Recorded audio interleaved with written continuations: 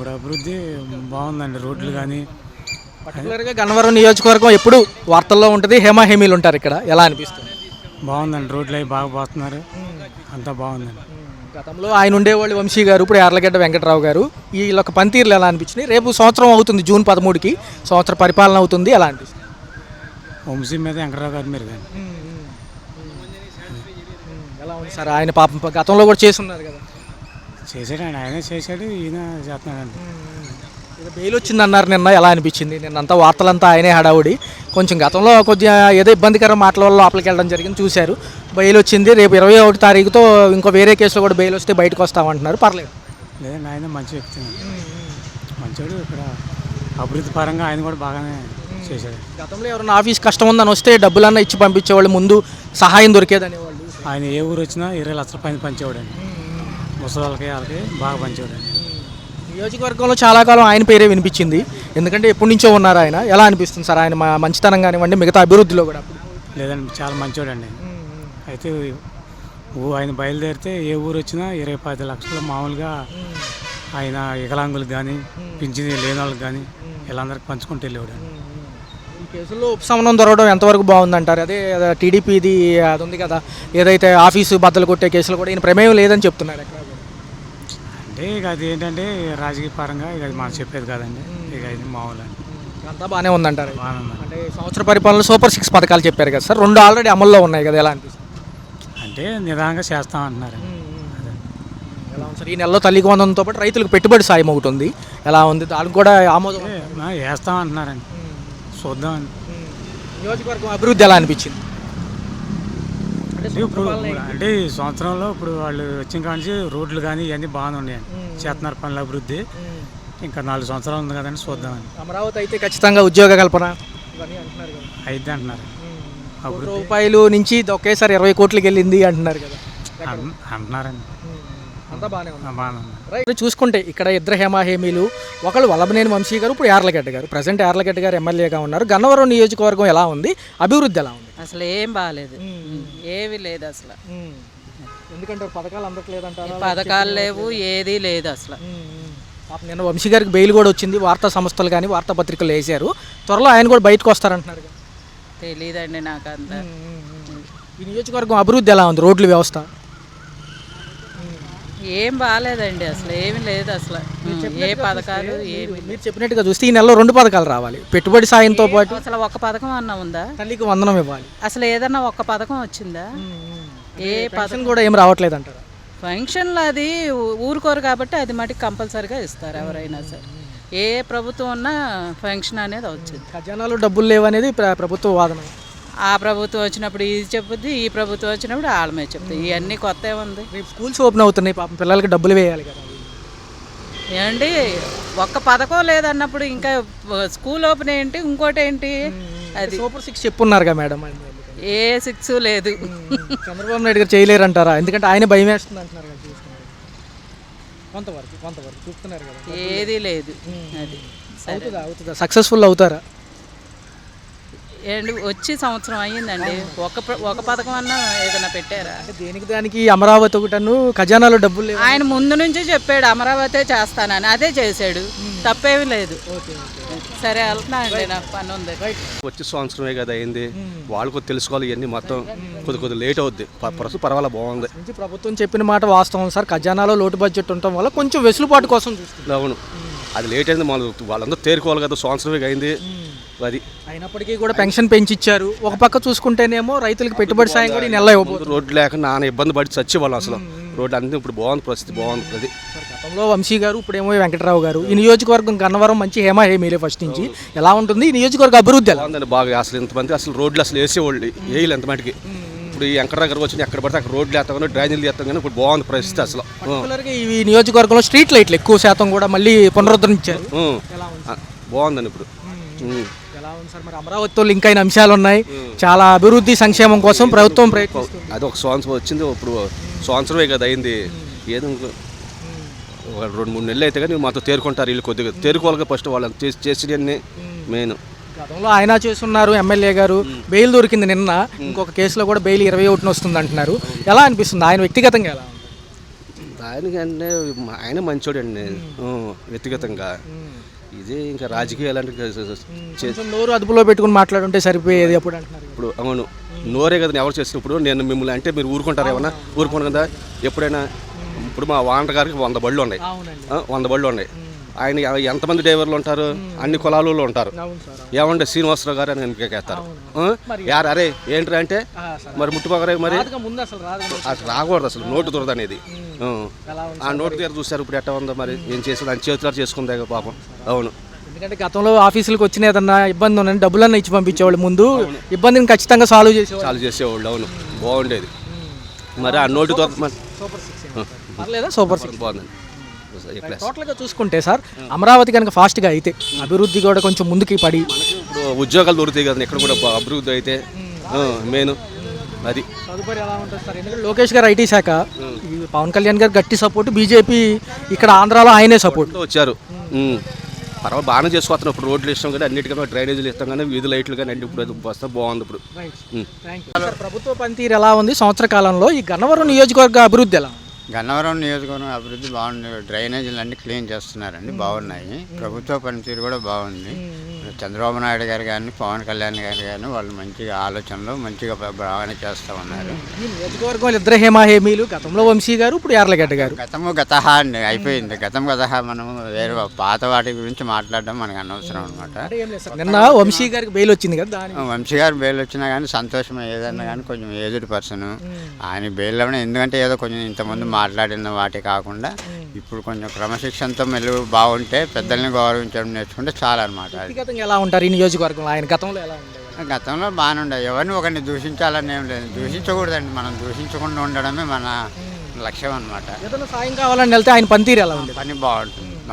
ఇప్పుడు ఎలా ఉంది? యార్లగడ్డ గారు ఉన్నారు, యార్లగడ్డ గారు కూడా బాగానే ఉంది.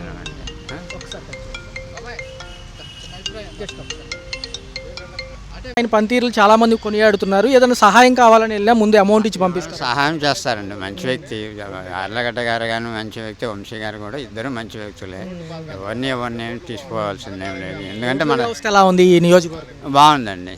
ఇప్పుడు ఇంతకుముందు కూడా బాగానే ఉంది, ఇప్పుడు కూడా బాగానే ఉంది. ఇప్పుడు డ్రైనేజెస్ అన్ని కొంచెం క్లీన్ చేస్తున్నారు యార్లగడ్డ గారు.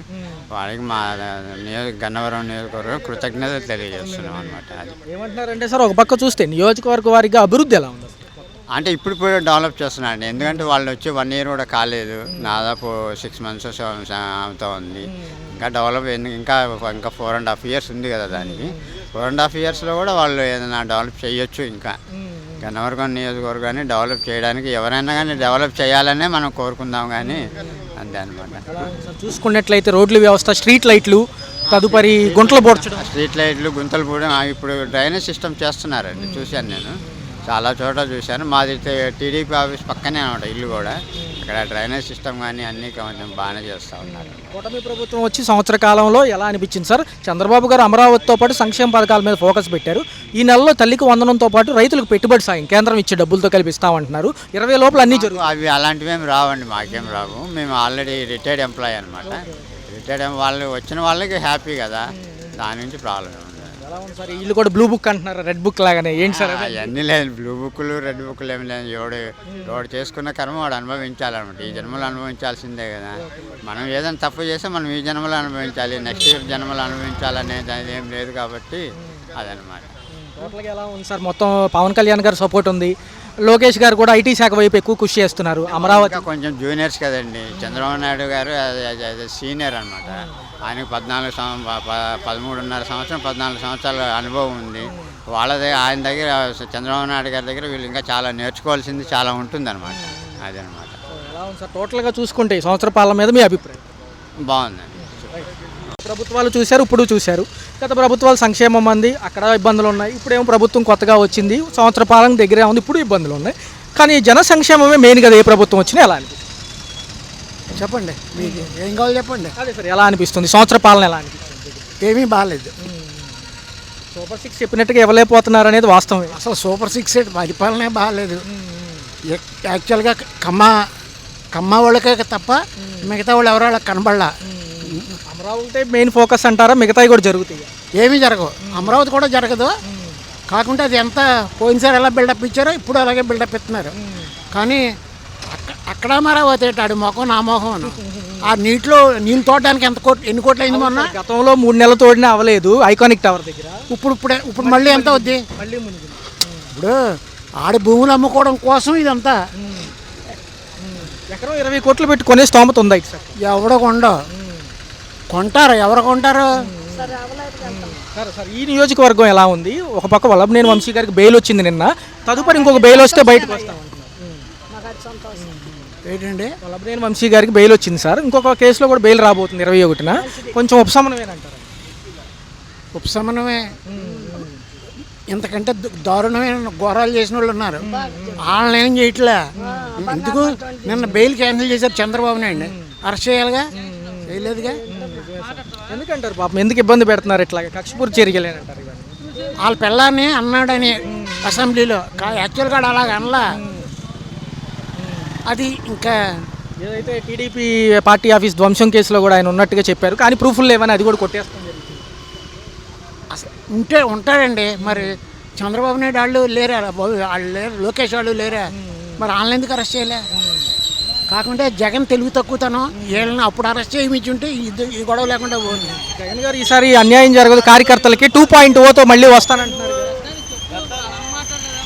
అసలు తప్పే, ఇంకా ఆ మాట అనకూడదు. ఆయన చేస్తే చేయాలి కానీ అనకూడదు. అంటే మళ్ళీ కక్షపూరిత రాజకీయ తమిళనాడు రాజకీయాలు వస్తాయి. మరి జగన్ గారికి చెప్పేంత కెపాసిటీ నాకు లేదు, కానీ ఆ మాట అనకూడదు. ఆయన రాజ్యాంగం ఏంటిది, లోకేష్ గారు రెడ్ బుక్ రాజ్యాంగం అన్నారు, అంతే అన్నాడు. కానీ ఇలా చేస్తామని అనలా. మరి ఈయన కూడా అలాగానా? అప్పుడు ఎలా చేస్తుంటే బాగుండేదండి. ఇప్పుడైనా సరే నేను చంపేస్తాను, నేను పొడి చేస్తాను అనకూడదు. అంటే అది కక్షపూరిత రాజకీయం. యాక్చువల్గా తమిళనాడు రాజకీయాలు వస్తున్నాయి ఇక్కడ. మరి రైట్ సార్. ఏదైనప్పటికీ కూడా ఏదైతే కృషి చేసేది సమాజ శ్రేయస్సు కోసమే. ఎలా ఉంది వంశీ గారు వ్యక్తిగతంగా ఎలా ఉంటారు? ఆయన బెయిల్ పరిణామం ఎలా? బెయిల్ కంపల్సరీగా 5వ తారీఖు ఇస్తాన్నారు బాబు, కంపల్సరీగా ఆయనకి ఇవ్వాలి. ఎందుకంటే వ్యక్తిగతంగా ఆయన మంచివాడే. ఏదో ఒక్కోసారి రాజకీయ నోటి తొందర వల్ల ఏదో మాట్లాడి ఎస్టీ ఎస్సీలు ఏదో మాట్లాడాలని కేసు పెట్టారని నేను పేపర్ చదివా. ఏదైతే టీడీపీ పాపం పార్టీ ధ్వంసంలో కూడా పాత్ర ఉన్నట్టుగా చెప్పారు ఆ సత్యవర్ధన్ వ్యక్తి. కానీ ఇక అవన్నీ అపోలా. ఎందుకంటే ఇప్పుడు నువ్వు నాకు నచ్చలేదు అనుకో, నేను 190 చెప్తా. అదే ఇప్పుడు అధికారంలో ఉన్న వాళ్ళు ఏదైనా చెప్తాం. ఏదైనా సహాయం కోరి వస్తే ఆయన పనితీరు ఎలా ఉండేది? పనితీరు నెంబర్ 1, వంశీ గారి పాత్ర నెంబర్ 1.